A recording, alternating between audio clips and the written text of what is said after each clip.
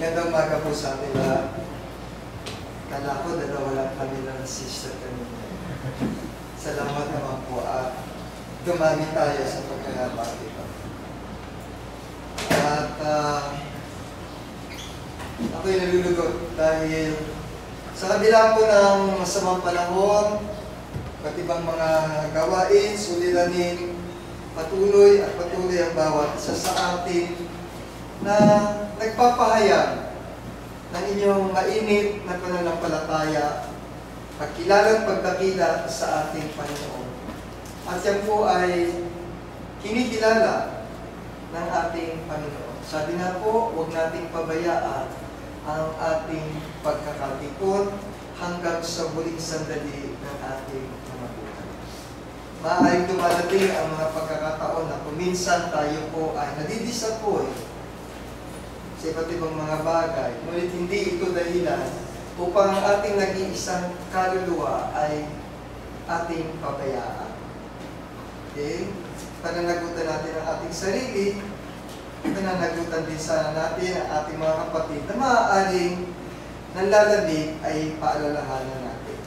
Kahit sa umagang nito, ang hinanda ko pong mensahe ay isang bagay na kung paano natin bibigyan ng isang pagsusuri ang ating mga kaalaman o knowledge natin sa ating pananampalataya. Kaya ito ay ating pinamagatang wisdom o spiritual reflection.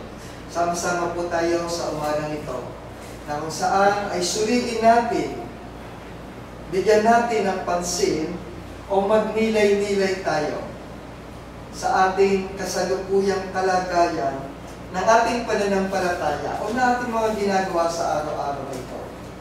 Ang pagsakong ito ay nauukol sa pagsusuri ng ating mga sarili na tumutukoy sa malalim na pag-unawa kung ano ang buhay na mayroon tayo sa ngayon. Kung ano ang layunin ng ating buhay, lalong-lalo na yung kahalagahan ng moral value sa atin bilang mga Kristiyano. Ano yung ating koneksyon sa ating Panginoon? Ano din ang mga dahilan upang paano natin mapapalago ang ating mga personal na pakikipag-ugnayan sa ating Panginoon? Paano tayo magkakaroon ng kapayapaan sa ating mga puso, sa ating mga isipan, at mabibigyan ng kaliwanagan ang ating mga buhay? Yung tinatawag natin pong spiritual reflection ay upang maunawaan ang mas higit na malalim na pananaw at pakahulugan sa realidad ng buhay sa pamamagitan ng mga bagay-bagay. At ito po ay makukuha natin kung paano natin susuriin ang mga bagay na nangyayari sa atin.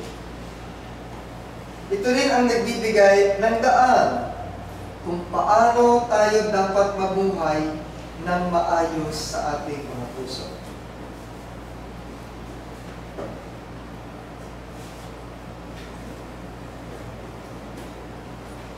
Sa banal na kasulatan ay mayroon pong isang passage doon na makikita natin sa Psalm 119:15. Sinasabi po dito, I will meditate on your precept and fix my eyes on your ways. Sabi po, aking babalasahin ang iyong mga tuntunin at itutuon ko ang aking mga mata sa iyong mga landasan.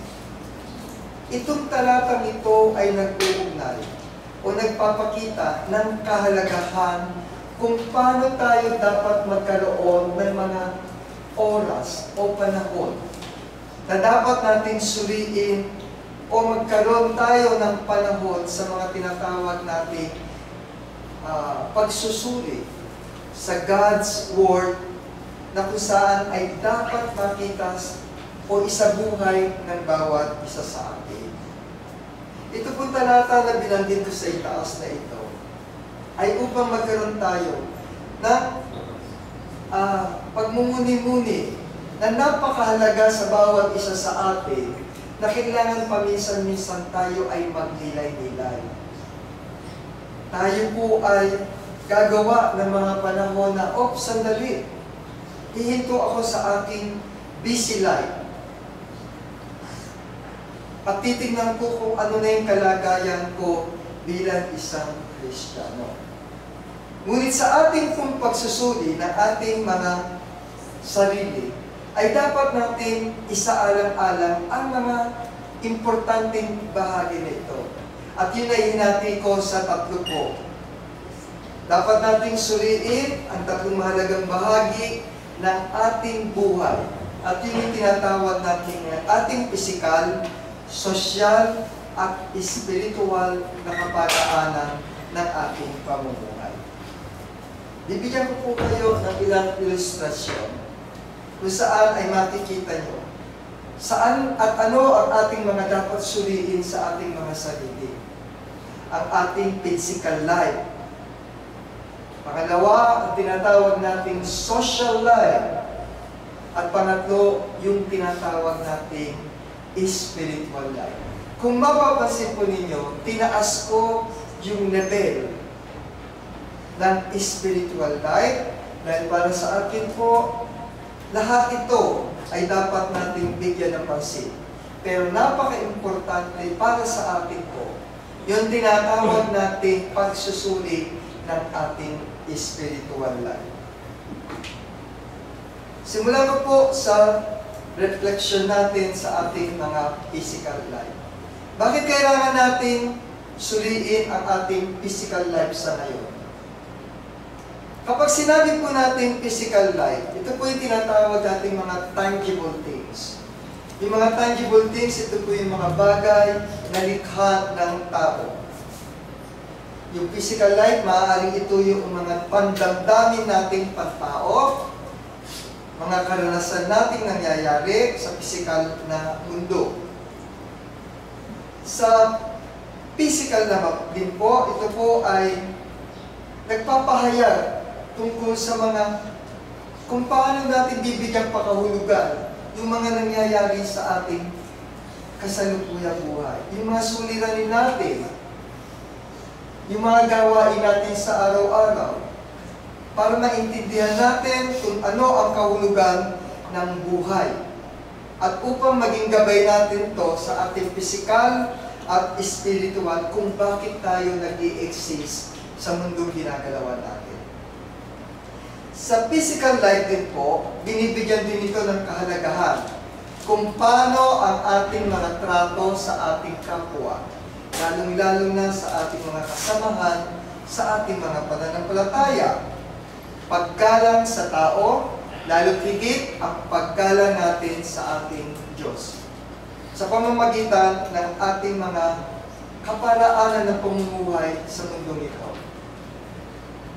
Sa pagninilay-nilay ng kalagayan ng pisikal na buhay, ay naghihikayat tayo ng balansing pananaw na nagbibigay pugay sa katawan habang pinapahalagahan natin ang spiritual natin.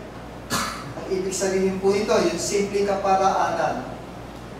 Bilang isang Kristiyano, tayo po ay nagkakaroon ng mga pag-aaral ng mga salita dahil tayo po ay natatakot gumawa ng mga kasalanan. Hindi po ba? Natatakot tayo na sumuway sa mga utos ng ating Panginoon. Kung kaya't ang ating pisikal na ginagawa na ito ay umaayon doon sa pagiging moral natin.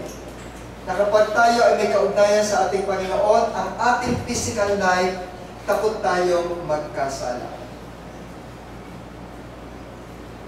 Dahil ang ating layunin sa ating physical life na ito, ay magkaroon tayo ng pamumuhay na tama at maayos nang naaayon sa ating Panginoon. Sabi nga po dun sa 2 Corinthians 4:16 hanggang 18 na kung saan ang mga tunay na mananampalataya daw ay dapat nakapokus sa eternal values and not only material possession.